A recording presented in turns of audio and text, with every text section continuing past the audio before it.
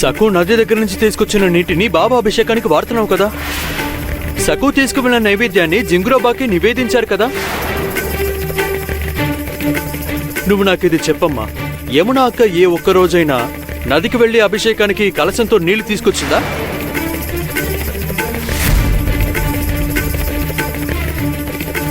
మరి సక్కు ఇచ్చిన దండెందుకు వద్దంటున్నావు? అక్క ఇది కట్టొద్దు అని చెప్తోంది. మరి గుమ్మానికి తనమైన తోరణం తయారు చేసిందా? ఒకవేళ తను సిద్ధం చేస్తే ఇవ్వు, నేను దాని గుమ్మానికి కడతాను.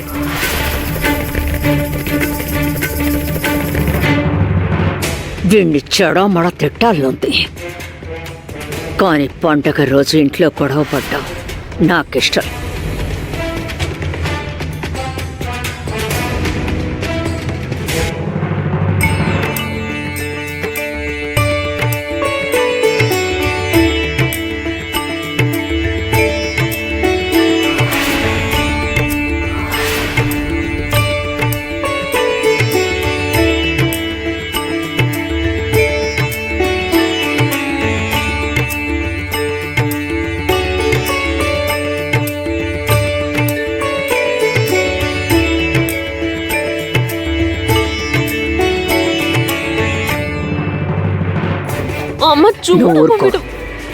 దిగు చేజారిపోవాలనుకుంటున్నావా?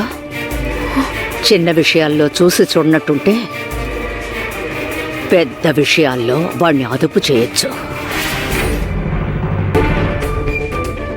చచ్చిపో, నువ్వు హతమైపోవచ్చలా. నువ్వు చచ్చిపోయిన తర్వాత వీళ్ళు నిన్నిక్కడే గొయ్యి తీసి పాతి పెడతారు. అందరూ కలిసి నన్ను వంటింటి కుందేలను చేశారు. లేచిన దగ్గర నుంచి చేస్తూనే ఉన్నాను. ఈ నాగరాణి వయ్యారంగా వచ్చి ఇలా అంటుంది, ఇదిగో వత్సలా, వంట త్వరగా కానివ్వండి.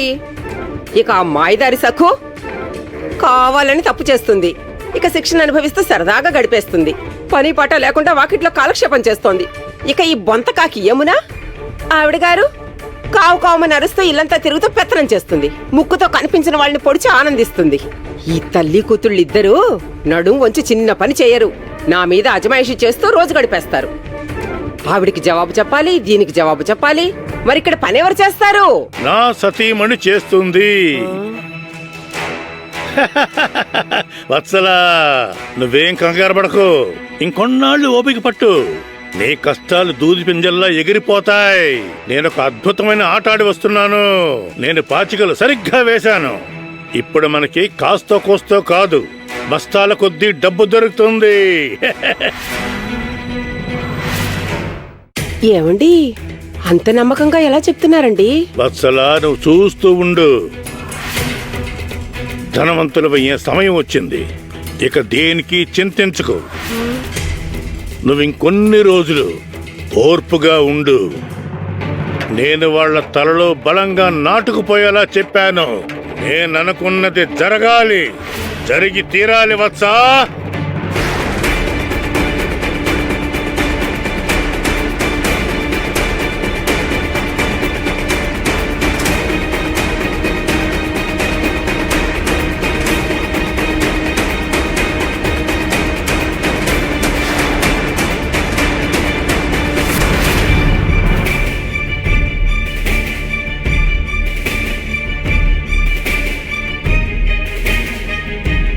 పద, నాతో రా సక్కు.